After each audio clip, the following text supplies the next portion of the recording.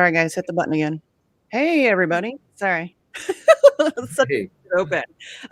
Welcome back to Facts on the Ground. I am Misty Winston. I'm joined by my co-host Jesse Zerwell. Today we have a very special guest. He's second time to the show, Professor Anthony Zenkus. He teaches at both Columbia and Adelphi. He's an advocate for victims of sexual violence. He's a shit stirrer and a pot stirrer, and he's also a trauma expert. And I wanted to have him on today to talk a little bit about the mental health aspects of the Julian Assange case. I know that your area of expertise isn't necessarily torture or anything like that, but you're somebody that I trust who's a mental health professional that I thought I could pick your brain, we could pick your brain, and kind of get a feel for the things that have been going on in the appeal hearings recently. So thank you for coming on the show. We appreciate it. absolutely. Happy to be here.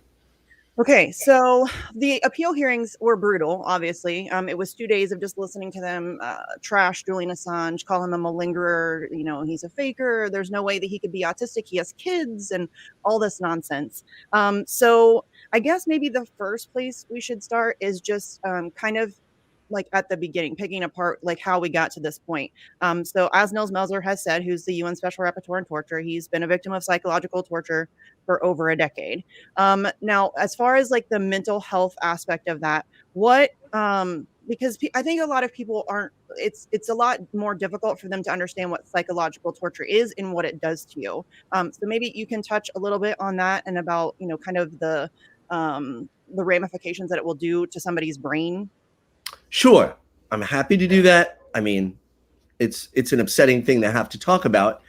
And I will give you a little caveat here. If I get too professory and dive too deep, you need to reel me back in, and I am fine with that. I want the audience to get the most out of it. So, I mean, the first thing I just want to say is that 250 to 300,000 years of evolving as a species known as humans, we have always been a collective group tribe species.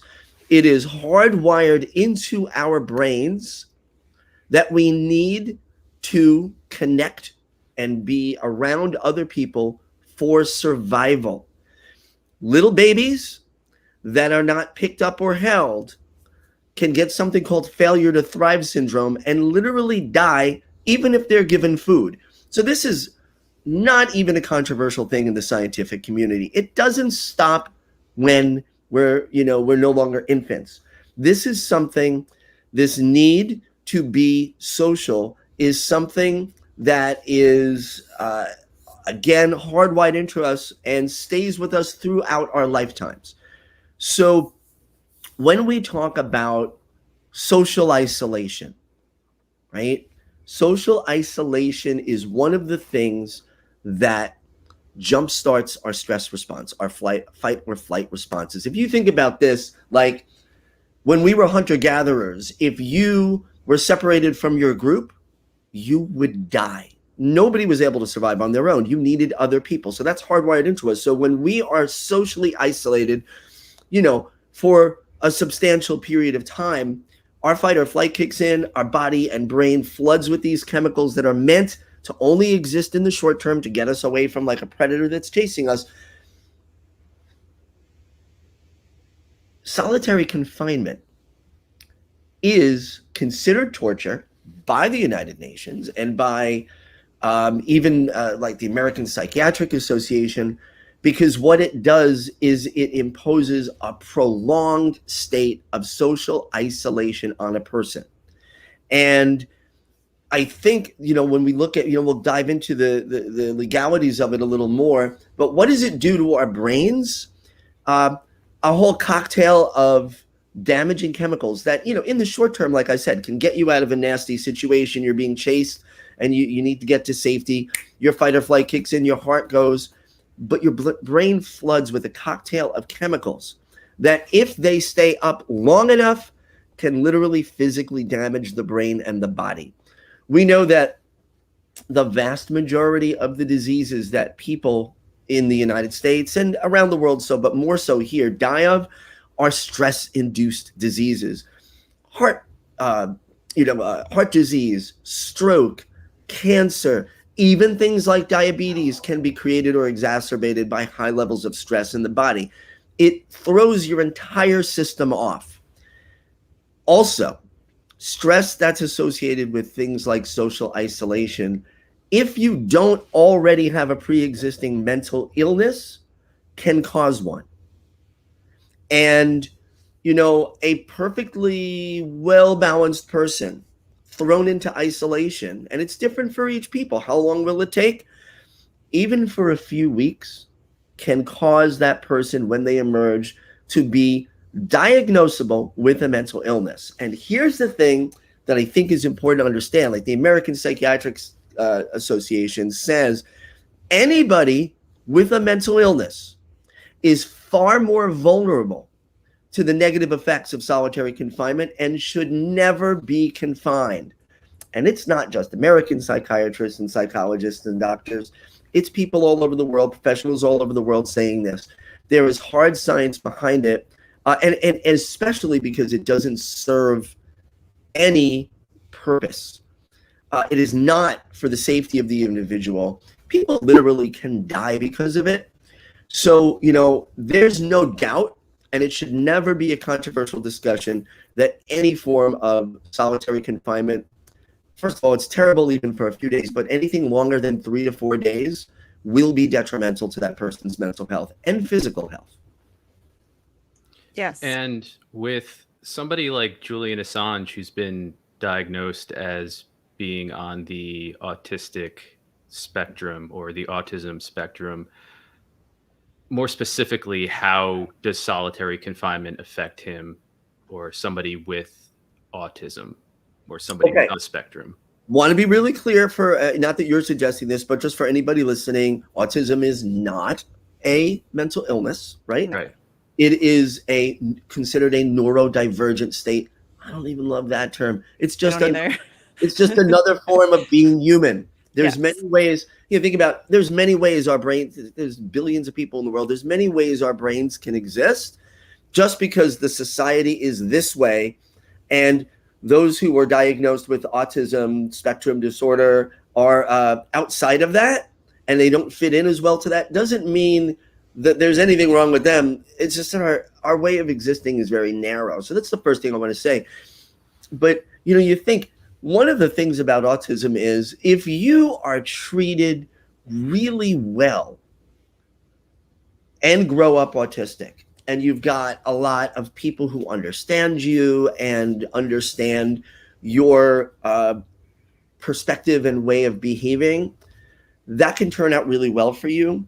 But sadly, especially until recently, many people who grow up autistic as children are not treated well, especially by the educational system, because they don't understand them. So the fact that there is like an occurrence of things like anxiety or depression with autistic people is not because they were born autistic, but because of the ways they've been treated, especially by educational systems, which are very punitive. You know, so what do they do to a kid who is acting in a way that the teacher doesn't understand? They punish them. They yell at them. They might get physical with them. We know that happens. It's not supposed to, but it does. Then they isolate them in a room and they tell them they're terrible. And the child doesn't know how to contain their emotions, and it gets even worse. So any kind of mental illness that might exist in somebody who was born autistic wasn't there because their genes made it happen. It was there because of the way they were treated. So anybody with a disability, whether it's autism, again, I don't mean any insult to using that term disability. I don't like it. I just trying to like communicate in a quicker way. But anybody born with a different way of behaving, acting, or moving in our society is subject to being treated poorly. And that's what creates the states of what we call mental illness, like depression, anxiety, social phobia, things like that. So when you take somebody with those diagnoses and you put them in a situation where they're completely isolated, don't know when they're getting out, they know they might, I mean, Julian Assange could be facing death, right? I can't imagine what that must be like. I can tell you this, it is absolutely torture. And it is extremely damaging to that person, that individual. Yes. And full disclosure, I have a child on the autism spectrum. Just I can speak to our experience. I can't speak to her experience because that's her experience, but I can speak to our experience as a family. And and autism affects everybody differently. I think that's really important for everybody to know. It's not like a one size fits all diagnosis. It's called spectrum disorder for a reason. It is a wide spectrum of behaviors. But, my daughter, for example, has a lot of really serious sensory issues, both tactile, auditory, you name it. She can't, like, we go to the store and she can't stand the humming of the fluorescent lights. Again, it affects everybody differently. We don't know exactly how it affects Julian. But the fact that, they are even trying to call into question this diagnosis was really frustrating to me over the 2 days of the hearings because, they're trying to discredit I want to say he's a psychologist. But he has spent by far the most time with Julian Assange. I think he started in May of 2019 and spent time with him through December of 2019. So he has by far spent the most time with him as far as like diagnostic procedure. And he has diagnosed him as being on the autism spectrum. This came as a surprise to no one. This has been talked about for years. I'd always suspected, but I didn't know for sure that he had ever had a diagnosis. If you now looking back, you look at him and he's socially awkward and he's very meticulous and very kind of, I don't mean this to be offensive, but obsessive. Like he obsesses over the things that he's into. And that's a very typical trait of autism. Yeah. So it was really no surprise. But now they're trying to go back and completely discredit this doctor who's a highly regarded, like world-renowned doctor. And they're trying to discredit him and not even really on the basis of his diagnosis, but on other things entirely. And it's been really frustrating for me to watch. But I think that, just this whole thing, like I'm all kinds of discombobulated just having this conversation. I think most people who know me know that I struggle talking about this stuff. It's really fucking depressing. It's really depressing. It's really frustrating to me that we even have to have these conversations. Somebody like Julian Assange, first of all, shouldn't even be in prison. But then knowing that he has these diagnoses, he sure as shit shouldn't be held in solitary confinement. And he has been, in the embassy, you could argue that he wasn't in strict solitary confinement. He was able to have visitors from time to time, and people could come and go. But now being in Belmarsh, I don't think there's anybody who could debate that he's being held in solitary confinement. And the suicide rate for people on the autism spectrum disorder, it's like my worst fucking nightmare, is at least 3 times higher than the neurotypical population, which I too hate that word. Right, but it's and I think it's important to understand, and I'm just going to keep going back to this. It's not because being born with autism makes you more prone to suicide. It's because of how you're treated. Yes. In a world that does not accept people being different than what's acceptable for the market, acceptable for the economy, acceptable for the political empire.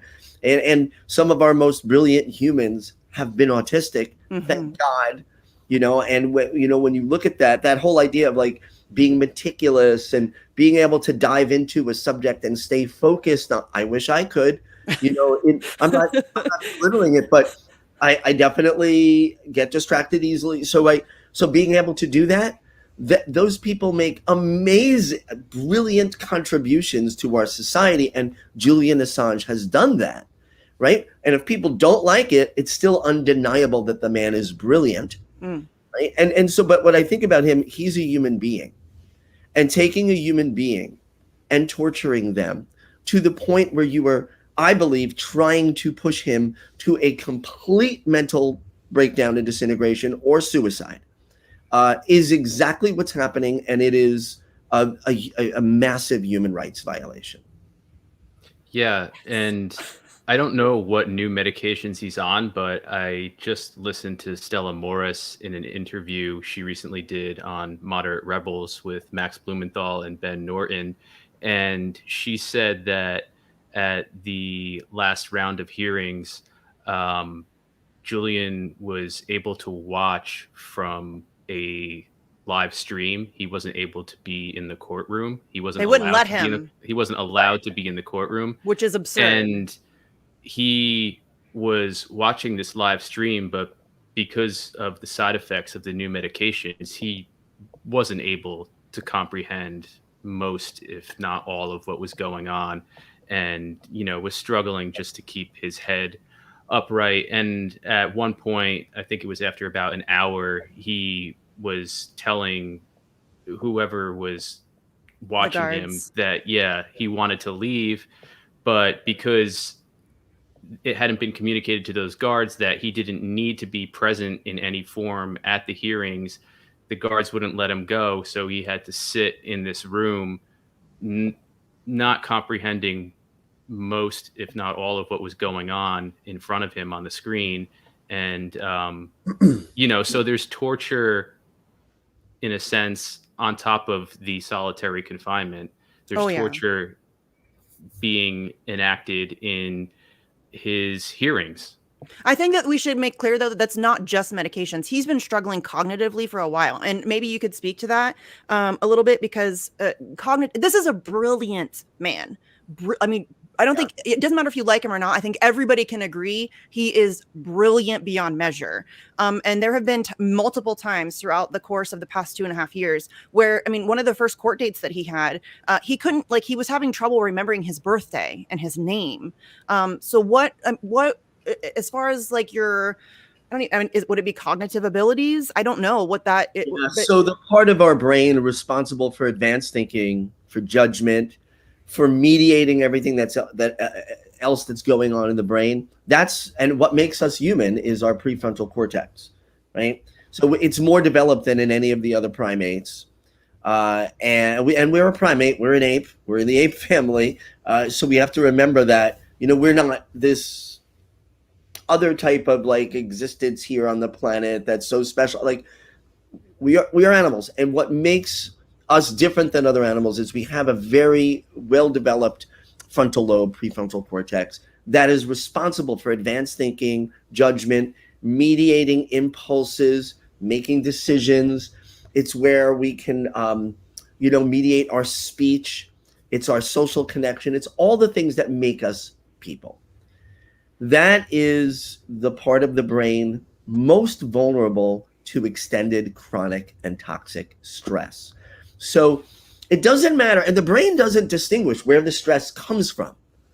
When that stress, and I said it before, it's this cocktail of different chemicals and hormones that get released when we're in fight or flight. When that stress system gets triggered, stress responses that go up and stay up for days, weeks, months, or more literally are toxic to the brain. And, we see this in children who grow up in abusive homes.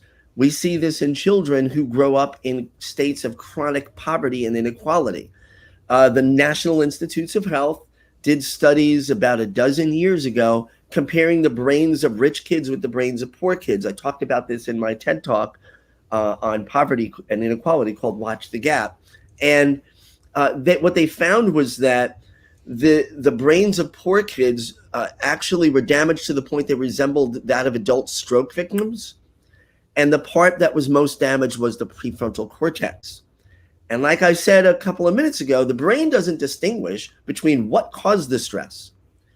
Putting somebody in solitary confinement for long periods of time, torturing them with potentially overdosing of inappropriate medication and things like that, creates, and plus knowing you're facing potential being extradited to the United States, put on trial, and maybe killed, or being in prison in solitary for the rest of your life, creates such a state of toxic stress that the part of the brain most vulnerable is going to be the part that you need to work the most. That's your frontal cortex.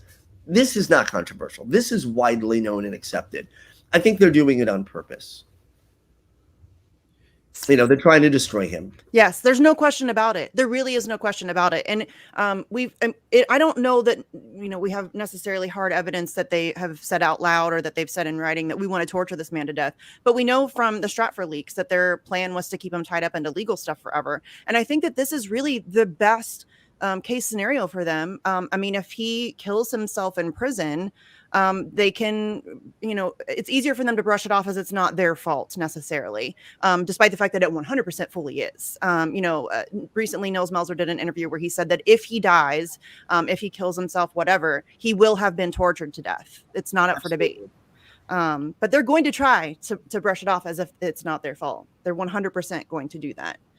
Ugh, it's so depressing. And they're almost the prosecution, the DOJ,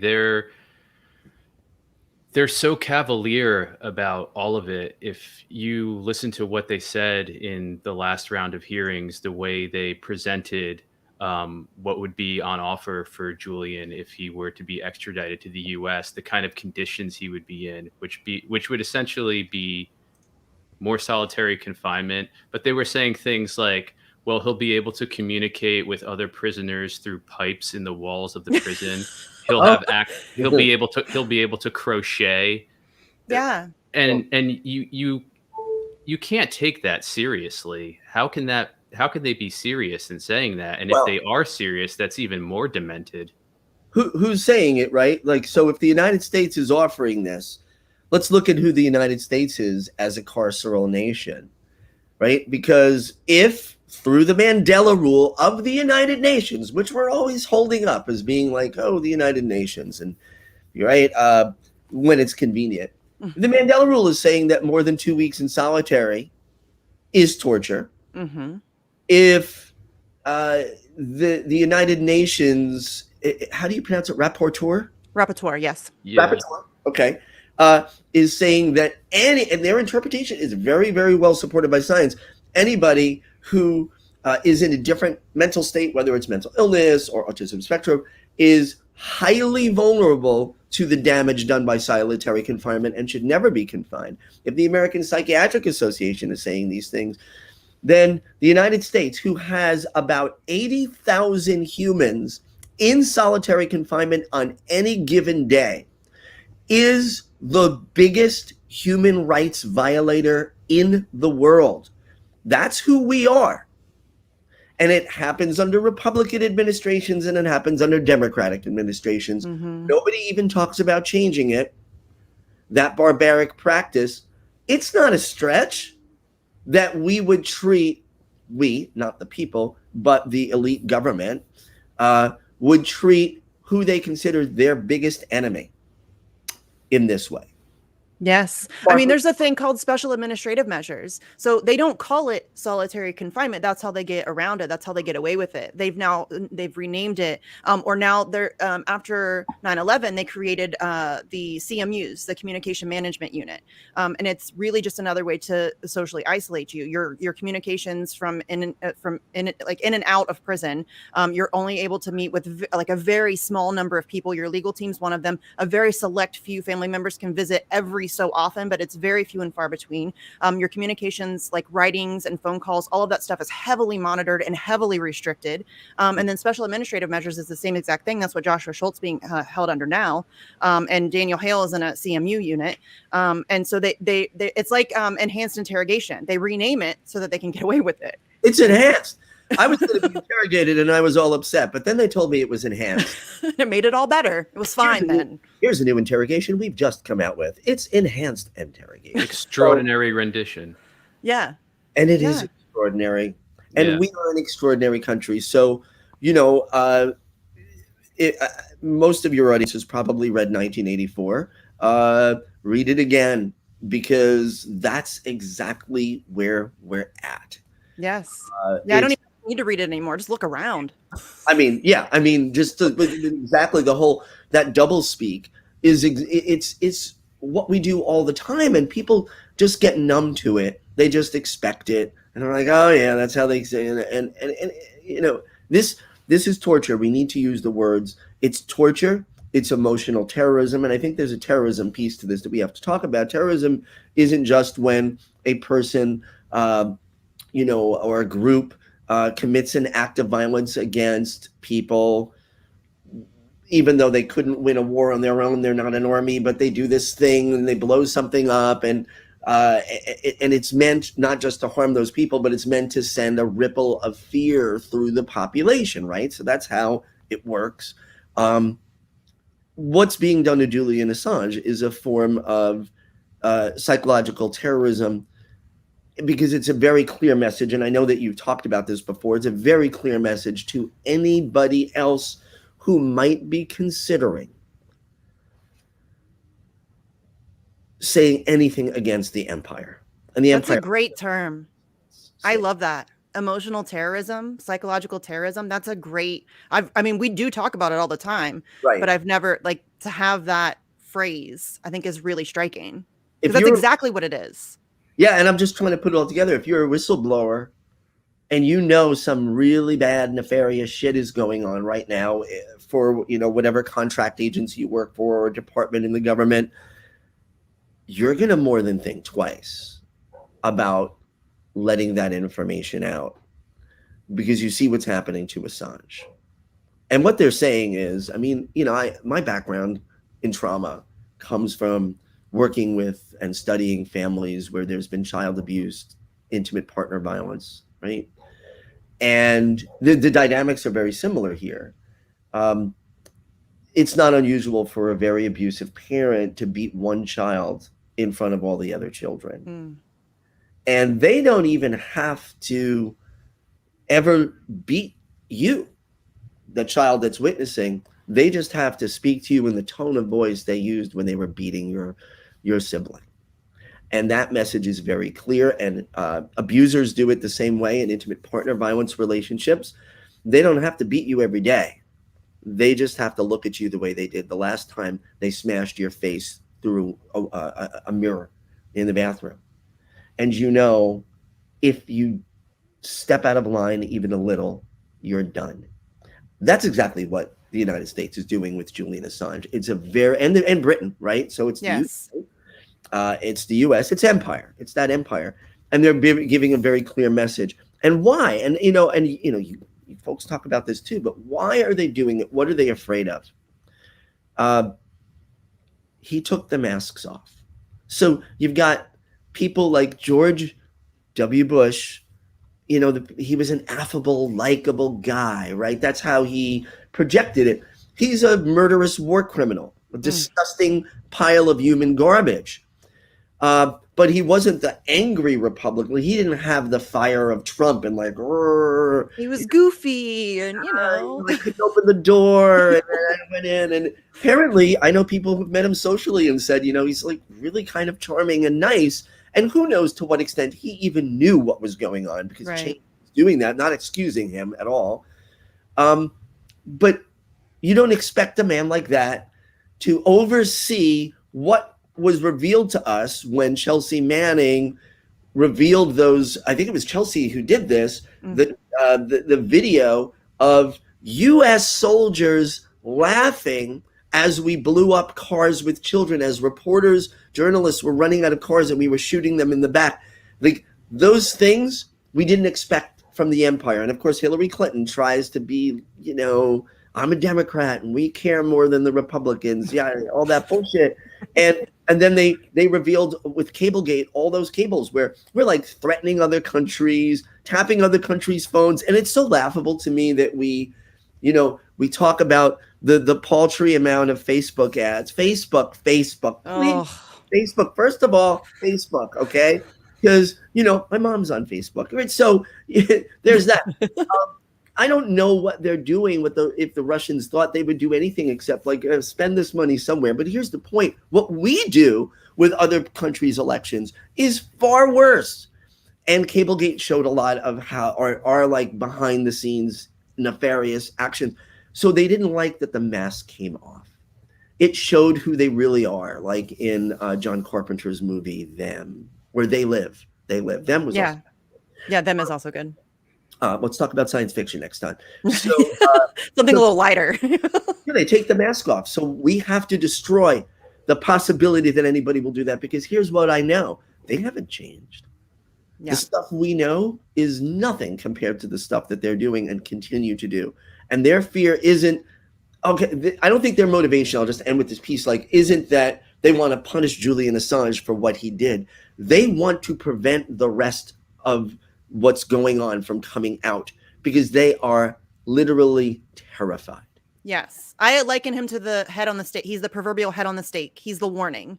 Mhm. And that's why they're doing it kind of out in the open. Yes, the mainstream media doesn't pick it up, but they're not hiding what they're doing to him. And they want to send a very clear and direct message to journalists around the globe that if you mess with us, this is what we will do to you. And now a legal precedent has been set that the United States has the authority to have any journalist from anywhere in the world extradited if they publish something that the empire doesn't like. And that should terrify everybody. That gives the United States global jurisdiction over information and journalism. And that's where did this come from? Say this again. I'm sorry. Say what again? Which part? What ruling is that? Oh, so when the no extradition ruling came down, the only grounds that they ruled against extradition was on the mental health grounds. So all of the press freedom and free speech aspects of the case, Vanessa Baratzer agreed with the U.S. prosecution, and so that legal precedent has now been set.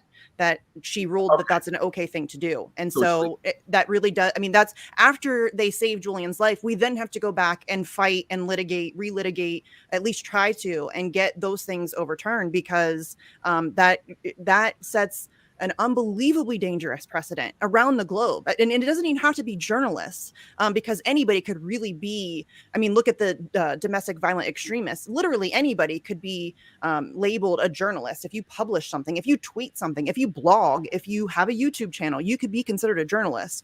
That really just put so many people at risk. And if you publish something or write something or tweet something that Empire finds embarrassing or too exposing, you could be extradited to the United States no matter. Julian Assange isn't an American citizen. He's being charged under our laws. He's being afforded none of the protections of our laws, but he's being charged under our laws. Right. And so that sets a hugely dangerous precedent that journalists around the globe, people around the globe, are at risk now. It's terrifying. It is really terrifying.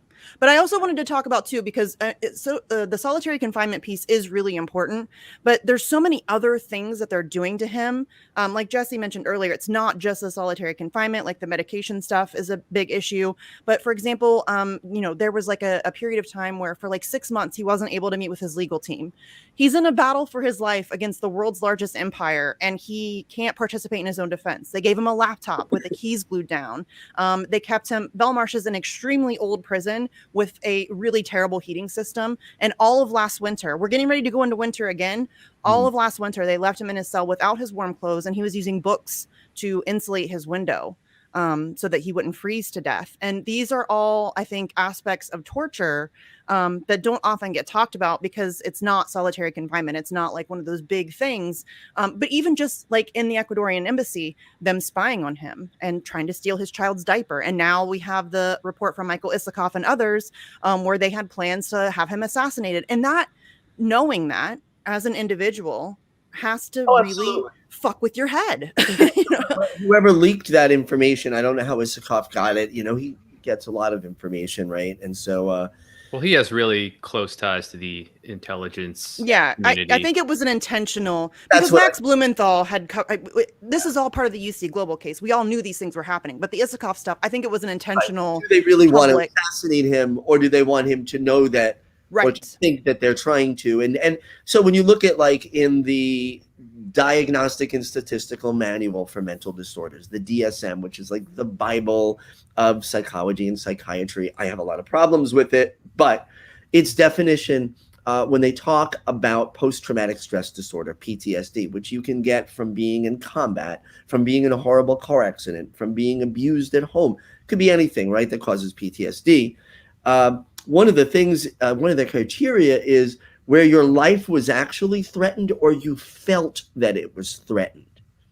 That's what they're doing. So they're creating that PTSD with all of this stuff. And they want to do it because when you're in a state of post-traumatic stress, it affects your entire body and brain. It makes it hard to think. It makes it hard. And your immune system breaks down. So this is all part of it.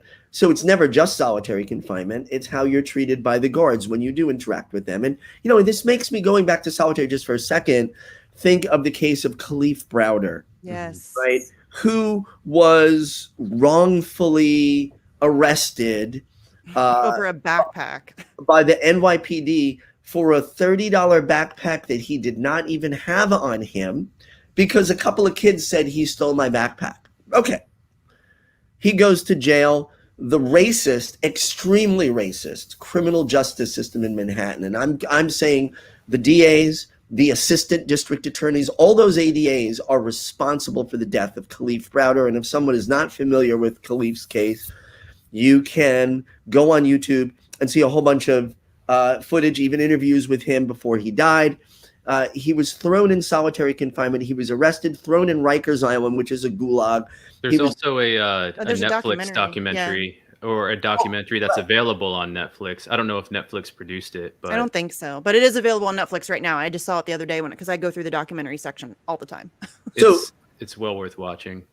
Yeah, and one of the things is when you talk, you hear, and I actually haven't seen that one yet, but I've seen a bunch of the interviews with him and all, and it's heartbreaking because he said, I was a normal kid, and then all of a sudden, now I'm crazy. He said, I'll be on the subway and I'll catch myself having been talking to myself out loud for 10 minutes. Now, he was in solitary for 2 years for no reason. He wasn't even accused of I could see if he was accused of horrible violent crimes and they had to separate. He was accused of stealing a backpack and never charged officially, by the way. If you brought Kalief Browder before a psychiatrist, now he was beaten by guards. There's footage of this, him being, so again, it wasn't just the solitary, it's how he was treated there. Beaten by guards, beaten by inmates, guards letting it happen, laughing while he's being beaten. I would be shocked if he wasn't sexually abused and raped in prison by other inmates or by guards, because that's a very common thing. Corrections officers often sexually assault and rape prisoners, and nobody does anything about it. If you brought him before a psychiatrist when he was released from prison, he would have been diagnosed with a multitude of mental disorders. He's delusional, hearing voices, seeing things. None of that happened before he was in prison. That was a result of how he was treated while being incarcerated. Incarceration creates mental illness and mental disorders. So that's exactly what's happening. And giving you a laptop and gluing that's where the term gaslighting comes from. The movie Gaslight. They didn't have laptops in the 40s I think it was the 40s when that movie came out, a long time, like 80 years ago. But they did exactly those kinds of things. And I think the whole thing about Gaslight was they still lit the houses with the gas lamps. And the person would shut all the gas lamps off, put the little fires in those gas lamps out, leave the room, and then the relatives would sneak in and turn them back on and say, how come you didn't turn the lights off? And they're like, I did. So when you deny the reality, they give him a laptop and glue the keys down. That is absolutely, I hate how the term gaslighting is being completely ubiquitously destroyed on Twitter. But that's what gaslighting is. That's torture. They did the same sorts of things to Kalief Browder. He hung himself at the age of 22. Right? That's what they're trying to do to Assange. Outside the window of his mother's house. Yes. Outside his bedroom window. Yeah. That's seriously one of the most heartbreaking cases that I've ever looked into. It's really terrible. Yeah. And the whole 2 years he was at Rikers, he was denied habeas corpus. Yeah. He was not brought before a judge, as far as I know, at any point. They eventually just decided, to be held without charge. That's insane. This surplus prisoner we have, and I guess we should just let him go because. Well, the DAs. I gave a talk. So for those who know my background, so I have expertise in trauma, whether it's through sexual violence, intimate partner violence, or child abuse, and I speak sometimes, and since the pandemic, it's all been on Zoom, at national conferences. I was speaking at the American Professional Society on the Abuse of Children. It's a very prestigious organization.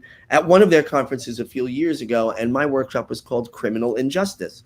And I profiled Kalief Browder's case. And so a lot of people attend this conference, including prosecutors. I train prosecutors, I've trained cops, I've trained corrections officers, I've trained sheriff's departments, right? Trained judges. So but I don't hold back on the truth. And I played the Khalif Browder story, like the edited version, and just to show them what happened. And I said, the prosecutors of New York and the prosecutor's office, along with the judges, murdered Khalif Browder. They killed him. They're responsible for his death. And I had prosecutors in the back of the room standing up, yell terrible things at me, and walk out. What? It was not our fault. It was his legal aid attorney. Like, no, because they offered him deals and said, if you say you did this, you get out. They do that a lot. That's a form of torture too. He said, but I didn't do it. It's wrong to lie. It's heartbreaking when you hear him say this. So why would I lie? I can't lie. It's not right. And they're stepped up in an incredible way, the same types of things to Assange. They're playing games. Yes. And not only are they playing games with him, they're playing games with his family. They're using his family as a weapon against him. Part of the reason why they're trying to discredit the doctor who diagnosed him is because he didn't properly reveal the identity of Stella Morris and the two children. And he did so because they're at great personal risk. Of course. Duh, he's Julian Assange. And, a lot of people don't like him. His oldest son, Daniel, gets death threats. His family gets death threats on a regular basis. So, of course, the doctor did what he thought was the right thing to do, the humane thing to do, and tried to keep their identity as secret as possible so that they wouldn't be put at risk. But now, so that forced Stella to come out publicly. And now her and the boys are both known. And so now they're using his family against him. For example, they wouldn't through COVID. COVID has just been unbelievably awful to prisoners all around the country and the UK. Reality Winner had the same problem. She was isolated. They were all essentially isolated into their cells because of COVID. Julian Assange is the same way. He wasn't able to visit with his family for like 8 months. He wasn't able to touch his children or his partner when they were able to visit. So now it's kind of like they're using his family as a cudgel against him as well. And it's really, Stella, I can't imagine what Stella's going through. You can see it on her face every time she gives an interview, every time she speaks. She is traumatized. This is traumatizing her as well. And the boys, I think, thankfully, currently are too young to really know what's going on. But certainly they're being affected by the impact that the trauma is having on their mother. Yeah, and none of this is hypothetical. If you read the Yahoo News report, it quotes a former senior intelligence official, because all of the sources in that report are anonymous, but it quotes one as saying that the plans for assassination weren't just focused on Assange, they were focused on other members of the WikiLeaks team, which you can very obviously extrapolate to Stella Morris, their children. They tried to steal their baby's diaper to get DNA to see that it was his kid, make sure it was his kid. And it's unbelievably damaging, not just to Julian, but like his father. His father's on like a worldwide crusade trying to tour around the country to drum up support for his son to save his life, and his brother. This is a really traumatic thing for the entire family and the entire WikiLeaks team. You're right, Jesse.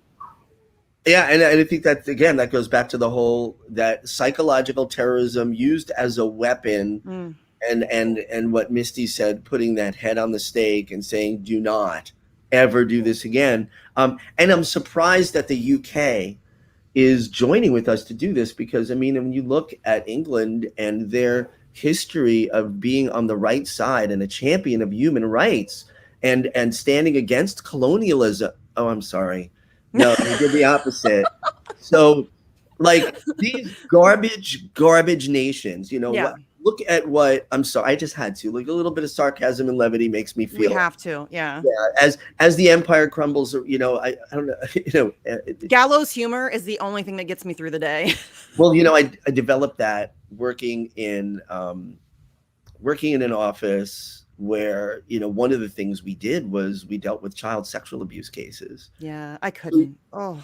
Well, I didn't think I could either. And I remember when I started working there, and I said, okay, I'll, because I did trainings and all, I'm comfortable training on, domestic violence and child abuse and all, but I don't really want to delve into that sex abuse thing, because there was another person who was doing that at the time for the agency. I'm like, she's really good at it. Let her do it. Well, she ended up leaving, and I ended up having to dive into this world.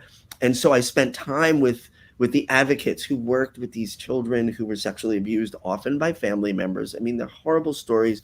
Mm. And I was appalled in the beginning, the first few months of doing that work, hearing their gallows humor. I'm like, how could you be joking? All this horrible stuff. And I realized, you have to be able to like put it somewhere. And so this is why, if you look at our Twitter accounts and how we are on social media, that there is that element of sarcasm. Like, we know the empire's falling. This is the United States, the farewell tour, of course. But we've got to have that, the thing that keeps us human, and we've got to have some semblance of hope. And it's harder and harder lately. But this is how crumbling empires act. This is how they've always acted. Look at Rome. And so we're are we that far? So like we're torturing prisoners, but we're not that far from like what did Rome do? And toward the end, they started with they would take the prisoners and put them in the Colosseum and have them fight each other, and thousands of people would come to watch and cheer. I hope it never gets there, but we're not far from that. No. Our mentality. How have you been coping with all of this, both of you? Because you are living this issue way more than I am, because, as you know, I've been dealing with the Tara Reid issue and other stuff. So I'm worried about you guys, and I'm like, how are you staying sane? I don't know if I am sane, to be honest with you. I don't know that I am. I've been paying attention as much as I can to Julian Assange's situation. Misty's I'm fully been immersed. A lot more involved than I have. I've been putting a lot of my energy and attention into the COVID scamdemic and the injections for children, etc., that we're now forced to face. This new normal / new world order / great reset / fourth industrial revolution. But at the same time, it's you look at enough of that stuff, you delve into enough of that stuff in a day, and things start to feel very bleak in your mind. And so I think that, like you said, that there's a need for some sort of humor as an outlet, or satire, if you will. And I think that in confronting these issues, whether it's with Assange, I hate the word issues, but for lack of a better term, whether it's with Assange or with the vaccine mandates and the vaccine passports, you need both sincerity in your approach and satire, I think, to keep yourself somewhat sane. That. Yeah. No, and I mean, honestly, I guess I'm dealing with it the best way I know how, and that is just to surround myself with people who understand and who are also, fully immersed. And, I have like the Action for Assange crew and all of those people. And I mean, everybody knows, I just like a couple weeks ago went through like a hardcore burnout. Like I was just burnt. I mean, I felt I've gone through it before. Every time there's, a set of court dates, and it's this stuff, it's the mental health stuff, that it just rips me up inside. You know what I mean? Like talking about special administrative measures and what Julian Assange is going through, and what Chelsea Manning has gone through, and all of those things.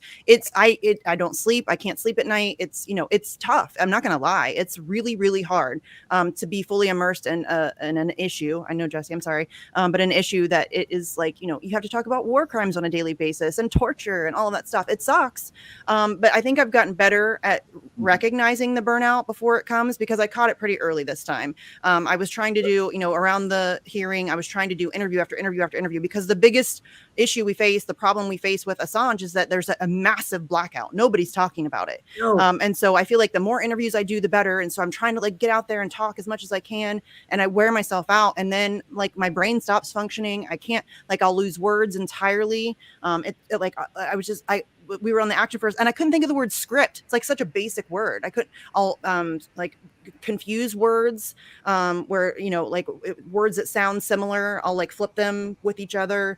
But I caught it pretty early this time. And so I took some like downtime. I laid off of Twitter for a few days, and I'm still not like 100%, but I do feel better. And I think, you know, it is tough. I'm not going to lie, y'all. It's tough. It sucks. But I think that anybody who's thoroughly engaged in what's happening in the world, it's tough for all of us, whether you're an anti-war activist, whether you're an environmental activist, whether you're whatever.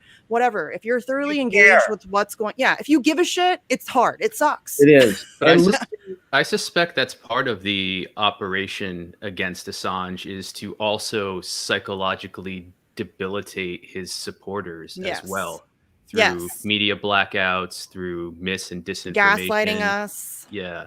Yes. I've seen it firsthand as a supporter of Tara Reid. Yes. I compare Tara's, not obviously, and I've spoken to her about this. She's not in as horrible of a position as Julian Assange is, but the way that she has been treated, the tactics they use against her, it's all, and she's a whistleblower. It's all very similar. Oh yeah. Yeah. And you know, and the playbook they're using to intimidate supporters is the same exact playbook. So the people that come after you on social media work for the same people who are paid by the same people who pay the people who came after Tara and Tara supporters, including me.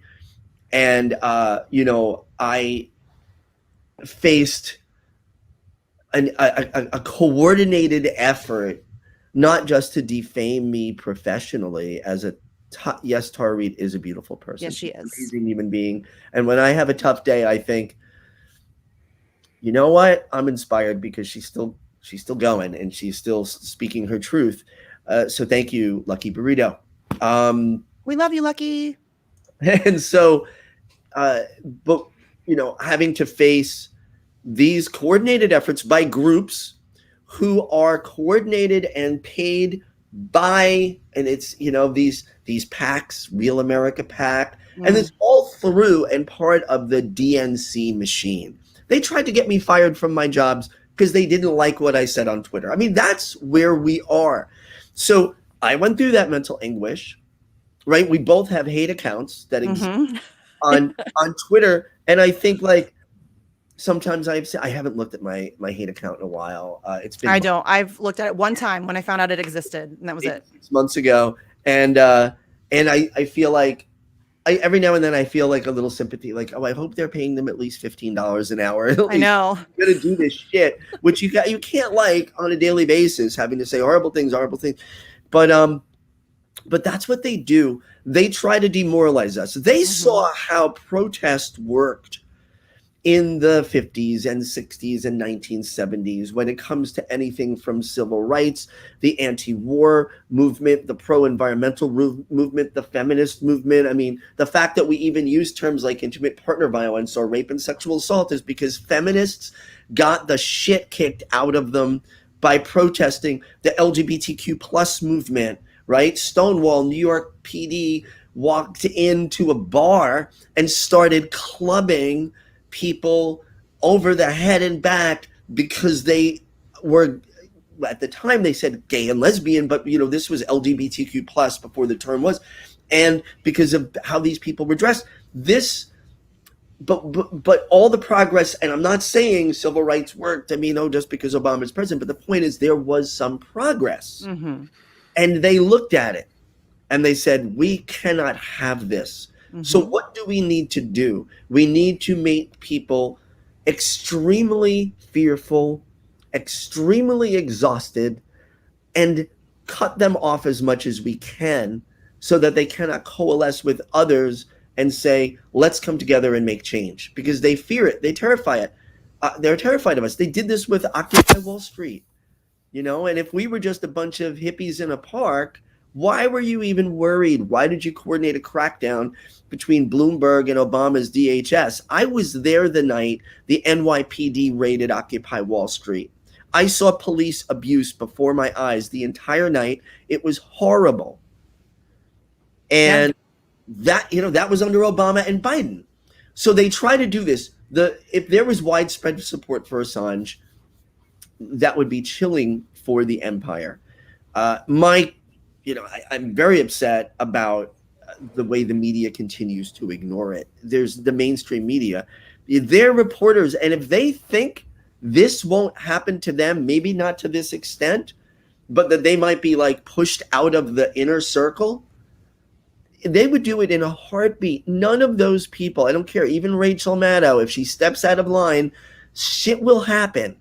And they know this. That's why she will never step out of line. That's why they don't speak out, because they know they're safe. As long as you toe the line and you do what you're told and you push the propaganda, you're fine. And they've convinced themselves that Julian Assange is other. He's not a journalist. He's not in our club. Like, that's why they keep saying he's not a journalist. He's not a journalist. Never mind that he's won dozens of journalism awards and is an accredited card-carrying member of journalist organizations. I'd say the only exception to that rule, if you will, is Tucker Carlson. But we're not allowed to say that because he's Tucker Carlson and he's on Fox News. And I'm not saying that to laud him, but no, he's a piece of shit, but he does cover some stuff. It's a fact that he has covered Julian's persecution regularly in a much more transparent way than any other regularly. Yeah, I mean, the week before Donald Trump left office, all 5 nights of his show, he had a segment about Julian Assange and trying to convince Donald Trump to give him a pardon. So, I mean, I don't like Tucker Carlson, but nobody else is doing that. No, I don't either. Listen, why is Tucker Carlson any worse than any of these other people? He's not. He's not. Chris Cuomo colluded with his sexual predator brother. And let's remember what Andrew Cuomo has been found to have done by the Inspector General of the Attorney General of New York's investigation. This isn't just an allegation, not that allegations don't matter, but he was found to have credibly been, one of the things was that he grabbed the breast of a woman who worked for him under the shirt, not that over the shirt is okay either, in an office behind closed doors. And she told multiple people, they interviewed a ton of witnesses who said she came out talking about this. She confided in us. She was scared. She was traumatized. All this stuff happened. So Chris Cuomo, nice guy, Chris Cuomo, like he comes across as reasonable, like that's his brand. He's reasonable. Like, let's look at both sides. Blah blah blah. With his furrow brow. Except in that Fredo video that came out. Yeah, that was not very reasonable. He works behind the scenes to destroy these women. Chris Cuomo is a disgusting misogynist and should be fired. They're all disgusting. WikiLeaks revealed that all of these assholes are colluding with the Democratic Party. They colluded with the Democratic Party to elevate Donald Trump. I know. I mean, so I know people who were working for groups affiliated with the Democrats in 2015 and 2016, and that was their job. So because that person didn't directly tell me, but somebody they worked with did, it's not my place to say it, but some of it's already come out that if you look at a Politico article, there were a group of people who were hounding Marco Rubio when the Democrats were afraid that Rubio, who's Latino, might start catching on with people, right? Because sometimes I don't know, I don't see his appeal. I don't either. Some people were worried he might have appeal, right? But they don't know what's appealing and what's not. Not the Venezuelans. No, not at all. No. But they were worried that what if he catches on, because that's going to be hard against Hillary. He's younger, right? He's a brown person, and that's all the things they care about. They had these people following Marco Rubio who ostensibly were Trump supporters, dressing up like robots and saying they were Rubio the robot, and it turned out they were Democrats. And this was in Politico. Right. So that's the stuff I can talk about that's out there. But the stuff that I know that let me tell you, they worked overtime and colluded with horrible right wing outlets to get Trump to be the nominee. Can I say one thing I just want to throw out, because I've received pushback from trolls about the sexual assault or sexual allegations against Julian Assange, and how can you say you support victims if you support Assange? First thing I want to say is These are two separate things. Julian Assange is not being held in Belmarsh prison because he's accused of raping anyone or sexually assaulting anyone. He is being held because the United States wants to extradite him, and he's being punished for revealing state secrets. For journalism. For journalism. That's what journalists are supposed to do, Pentagon Papers and all, right? So it's not for those crimes. Secondly, those crimes have been dropped. What I will say is what he was accused of is something called stealthing. Don't know whether he did it or not, but if he did, it's a terrible thing to do.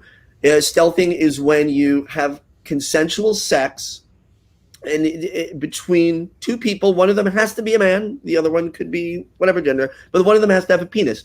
And upon agreement before the sexual act, the person with the penis puts a condom on, because sex was dependent on whether they used a condom or not, and then during sex surreptitiously slips it off.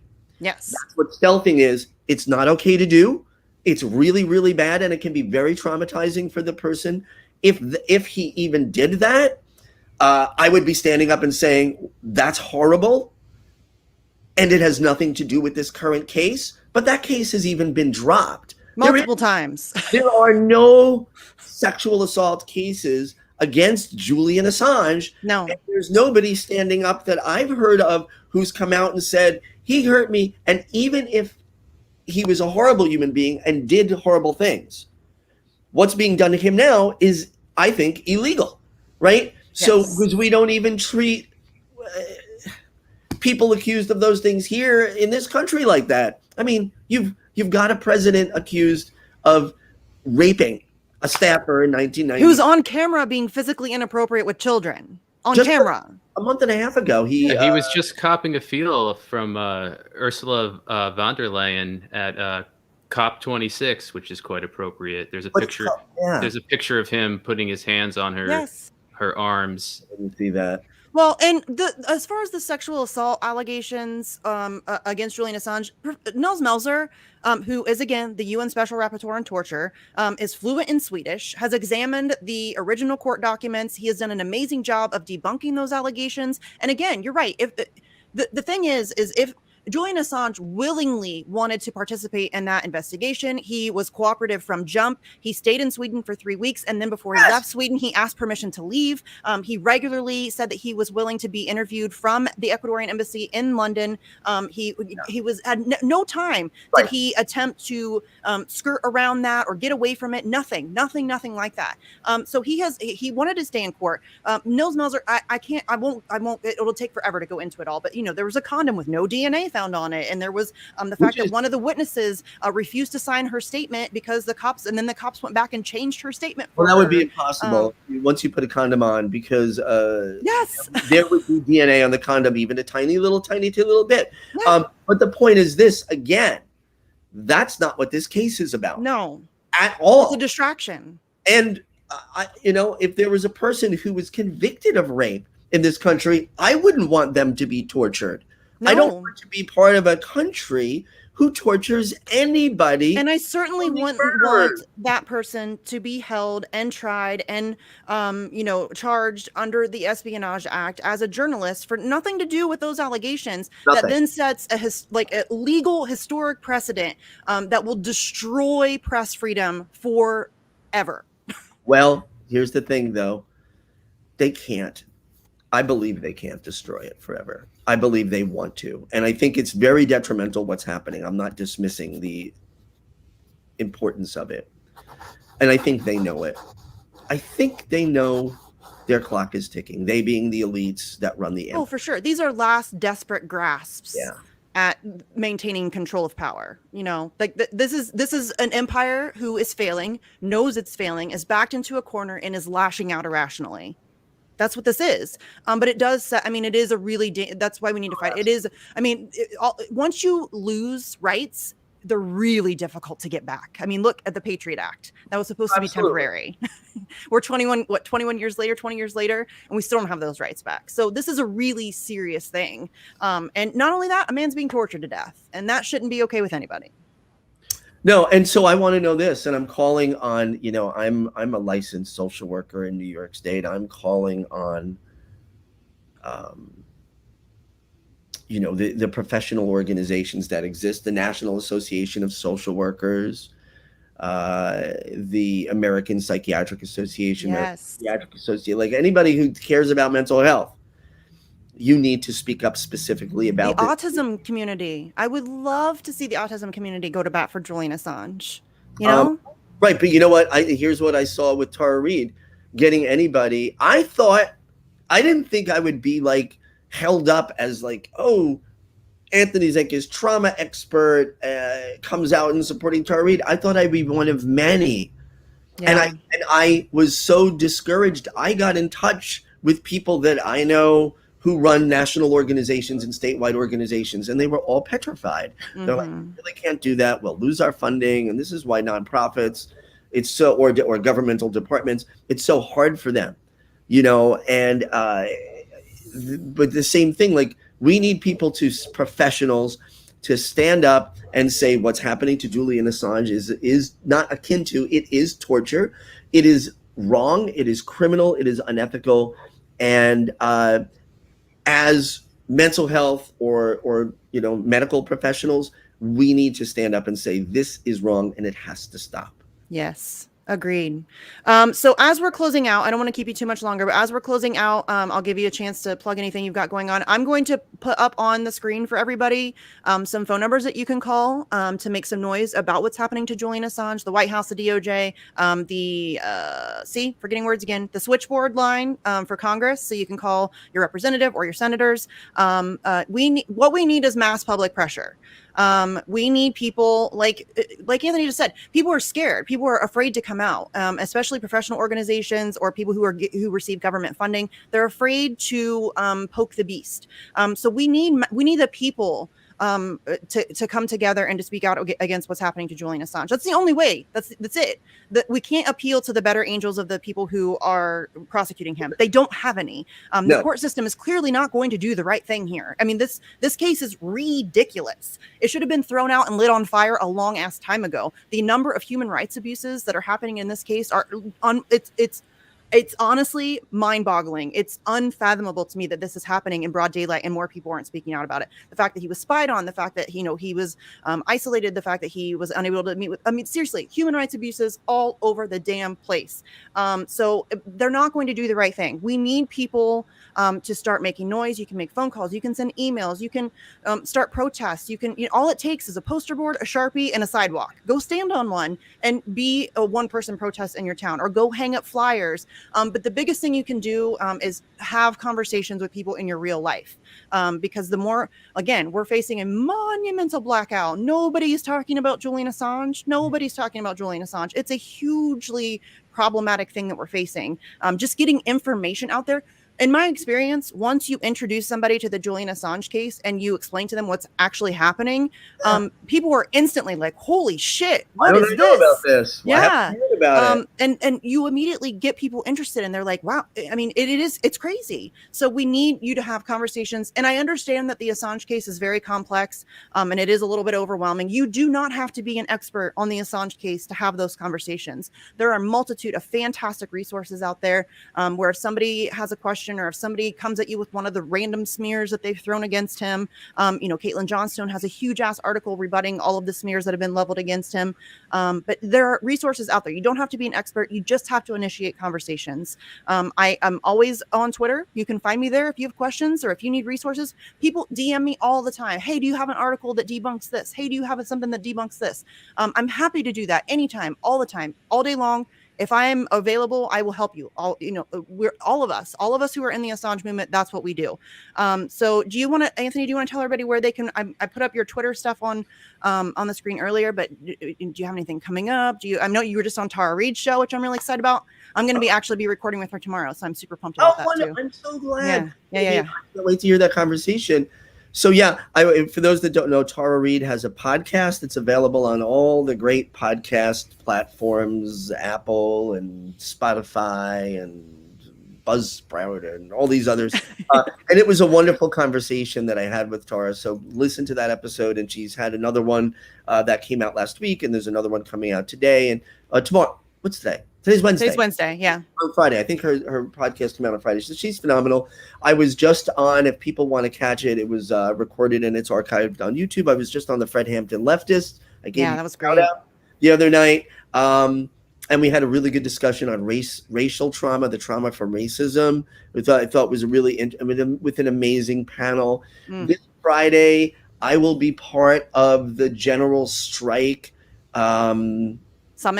summit that's happening over, I think, like 3 days. Friday, Saturday, Sunday. Fred Hampton Leftists. It's amazing. Fred Hampton Leftists are like, when I feel down and depressed, I think, well, they exist. And there's hope. There is hope. They're wonderful people. So brilliant. And I love their platform. But this General Strike Summit is really, really important. I'm happy that they chose me.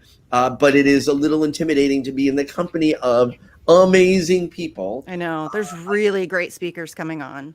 And it's going to be phenomenal. And so I'll be on that. And if you want to watch me get yelled at and beat up, Twitter's always a great place for that. At Anthony Zenkus. And I do want to end with one quick thing, though. I started to say this. I know that it feels that we're defeated. We aren't. And there is and always has to be that semblance of hope.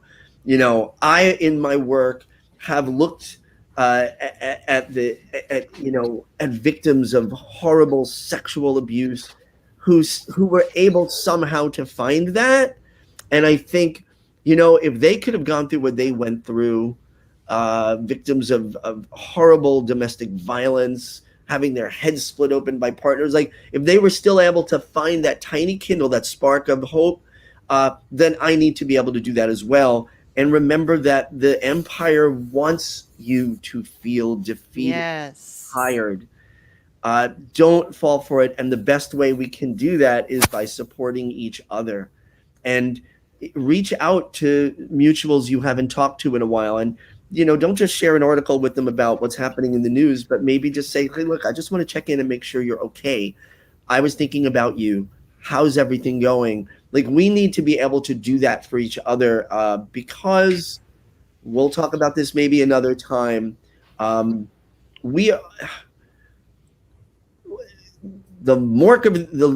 arc of the moral universe is long, but it does bend toward justice. And I think it's going to bend toward justice a lot sooner than the elite empire wants it to. So we got to keep ourselves strong. Yeah. And always remember that hopelessness is a psyop. Yes. Yes. You said, see, if only I could have done it in 5 seconds. I need that on a shirt. I love shirts, you guys. You guys know I love shirts. Hope and change. Yeah. No, but that's very true. That's a very good way to end the show because the things that we talked about today are really depressing and dark, and it does feel very hopeless. But I wouldn't do what I do. People ask me all the time, do you really have any hope? I wouldn't do what I do if I didn't have some hope. You have to hold on to a little bit of hope. And the things that give me hope are people like you who are doing the work that you do with Tara Reid, people like Fred Hampton Leftists who are doing amazing work on a daily basis. There are people out there who are engaged and who care and who are willing to stand side by side with you in this fight. You're not alone. Nobody's alone. We have to have each other's backs. There's strength in numbers. Put aside your petty differences. Come together. We have to deal with the system that's designed to kill us all. And we can only do that together. We have to come together to do that. So don't lose hope, guys. Seriously, don't lose hope. Thank you for coming on. I really appreciate it. Obviously we would love to have you back. There's a multitude of things I want to talk to you about. Somebody came up with a great one in the chat about discussing the psychologist. So that would be actually really fun because I love that kind of stuff, like digging into. That sounds like a really good idea for my next TED Talk. And corporate executives because they are either psychopathic or sociopathic. If 100%. If they go far, go, 100%. You have to be ruthless to get to that level of power. So definitely. Okay, guys, thanks for everybody for tuning in, hanging out in the chat. We love you. We appreciate you. And I have Bitch Night. If anybody wants to tune in 7 p.m. Eastern, I have Edwin from New York. He is from the March for Medicare for All. So we're going to be talking about, bitching about Nancy Pelosi and the fact that we're in the middle of a pandemic and we still don't have health care in the United States of America in the year 2021. It's a good time. What's that? If they do, they have health care. Yeah, of course. That at least lets me. I go to bed at night. I know that Nancy's okay, and it's right. That's really the only thing that matters. Yeah. As long as Nancy's okay and she has plenty of ice cream, everything's fine in the world. Yeah. Thanks, guys, for tuning in. We will see you next time. All right. Bye, guys. Thank you.